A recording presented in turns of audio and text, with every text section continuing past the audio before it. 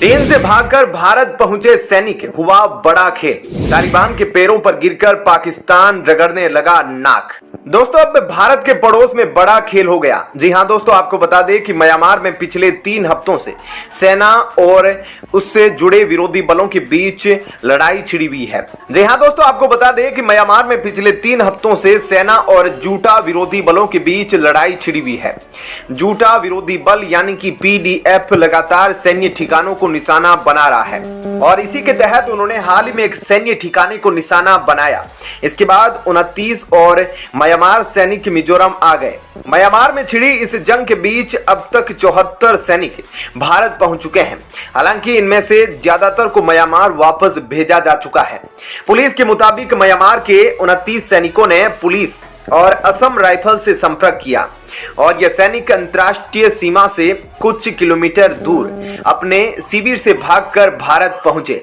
Assam rifles के मुताबिक इन सैनिकों को म्यांमार भेजा जा रहा है और कुल 45 सैनिक पीडीएफ के कब्जे के बाद मिजोरम भाग गए थे, जिन्हें बाद में म्यांमार की सरकार को सौंप दिया गया। भारत ने अंतर्राष्ट्रीय सीमा के पास म्यांमार की सेना और जूटा विरोधी समूह के बीच हो रही लड़ाई को रोकने की अपील की है, क्योंकि इस लड़ाई के चलते म्यांमार से बड़ी संख्या में लोग भारत में घुस रहे हैं। बता दें कि म्यांमार भारत का पड़ोसी मुल्क है और कई पूर्व व उत्तर राज्यों के साथ इसकी 1640 किलोमीटर की सीमा भारत से मिलती है। म्यांमार में 2021 में सेना द्वारा तख्ता पलट के बाद से लोकतंत्र की बहाली की मांग को लेकर व्यापक विरोध प्रदर्शन हो रहा है। म्यांमार में लोकतंत्र समर्थक फोर्सेज के इस ऑपरेशन का मकसद वहां के सैन्य शासन का मुकाबला करना है। ब्रदरहुड एयरलाइंस के नाम से बना यह विद्रोही गठबंधन उत्तरी शान प्रांत में सेना और उसके सहयोगी संगठनों को खदेड़ता है। यह प्रांत म्यांमार चीन सीमा के पास पड़ता है। ऐसे में म्यांमार में यह जो घटनाएं हो रही है, इसे लेकर आपकी क्या राय है, हमें कमेंट करके जरूर बताएं।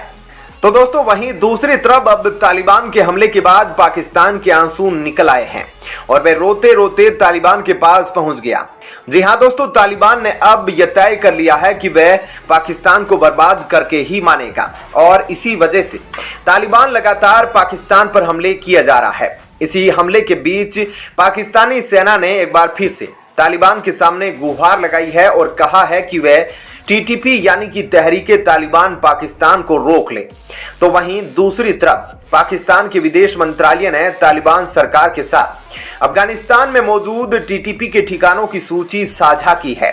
पाकिस्तान ने साफ कहा कि हम अपेक्षा करते हैं कि तालिबान सरकार उनके खिलाफ कार्रवाई करेगी। ऐसे में आप सोच सकते हैं कि किस तरह से पाकिस्तान तालिबान के पैरों पर गिरा है। ऐसे में आप सोच रहे होंगे कि पाकिस्तान आखिर तालिबान के आगे क्यों झुका।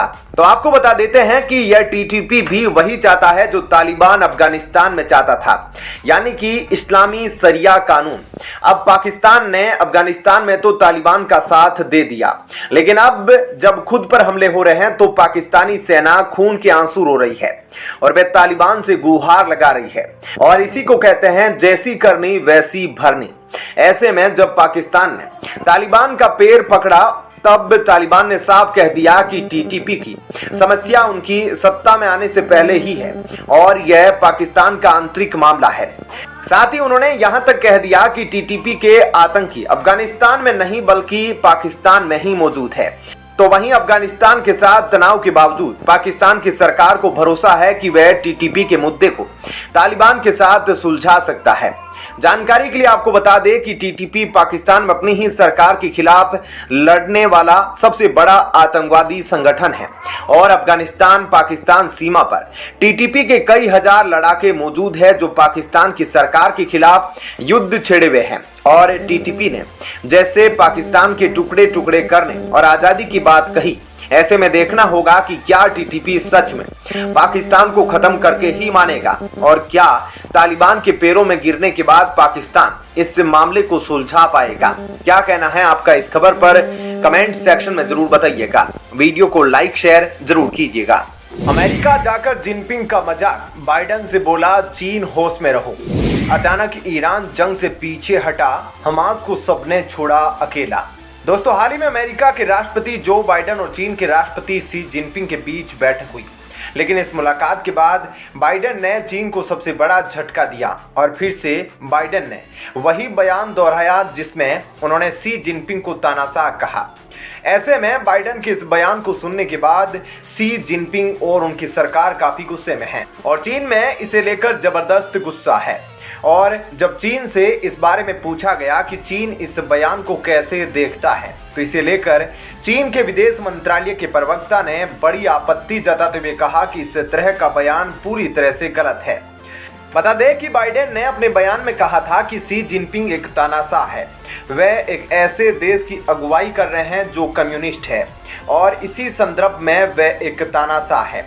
चीन की सरकार का कामकाज हमारी सरकार से बिल्कुल अलग है। शी जिनपिंग को तानाशाह बताने के बाद अमेरिकी राष्ट्रपति जो बाइडेन की चीनी विदेश मंत्रालय ने काफी निंदा की और कहा कि यह पूरी तरह से गैर जिम्मेदाराना और राजनीतिक मंशा से प्रेरित बयान था। चीन इसका पुरजोर विरोध करता है। उन्होंने आगे यह भी कहा कि ऐसे हमेशा कुछ लोग होते हैं जो अपने फायदे के लिए संबंधों को खराब करने की कोशिश करते हैं। वह इस तरह चीन और अमेरिका के संबंधों को नष्ट करने की कोशिश करते हैं, लेकिन वह सफल नहीं होंगे। यहाँ चीनी प्रवक्ता जो बाइडेन को वह व्यक्ति बता रहा है जो चीन और अमेरिका के संबंधों को नष्ट करना चाहते हैं। बता दें कि ऐसा पहली बार नहीं हुआ जब जो बाइडेन ने शी जिनपिंग को तानाशाह कहा है। वह इस साल की शुरुआत में शी जिनपिंग को डिक्टेटर कह चुके हैं और उन्होंने ऐसा तब कहा था जब अमेरिका के आसमान में चीन का स्पाई बैलून दिखाई दिया था। ऐसे में अब जो बाइडेन और शी जिनपिंग की हाल ही में हुई मुलाकात फेल होती दिखाई दे रही है, क्योंकि फिर से शी जिनपिंग और जो बाइडेन आमने सामने हो गए हैं। तो वहीं दूसरी तरफ जब इजराइल हमास की जंग शुरू हुई थी, तब जहां एक तरफ तुर्की बिचौलिए का काम कर रहा था, तो वहीं दूसरी तरफ ईरान ही वह देश था जो सबसे ज्यादा उछल रहा था और अपना नाम कमाने की कोशिश कर रहा था। और इस युद्ध को लेकर ईरान की तरफ से बयान भी सामने आया था कि मन कर रहा है उसके हाथ चूम लूं जिसने यह हमला किया है, यानी हमास को लेकर उनकी यह राय थी। लेकिन अब आखिरकार ईरान ने भी हमास का साथ छोड़ दिया है। ईरान इजराइल हमास जंग से पीछे हट गया है, जबकि शुरुआत में ईरान ही सबसे ज्यादा हमास का सपोर्ट करता नजर आ रहा था। इसके बाद ईरान OIC की बैठक में शामिल हुआ और उस दौरान भी ईरान ने बढ़ चढ़कर कहा था कि इजराइल पर प्रतिबंध लगा दो और खाना पीना इजराइल का सब बंद कर दो, लेकिन ऐसा नहीं हो पाया। ऐसे में ईरान के विपरीत सारी चीजें होने लगी। इसके बाद अब ईरान के आसपास कई सारे युद्धपोत आकर खड़े हो गए हैं, यानी अमेरिका नेवी अब ईरान को घेर चुकी है।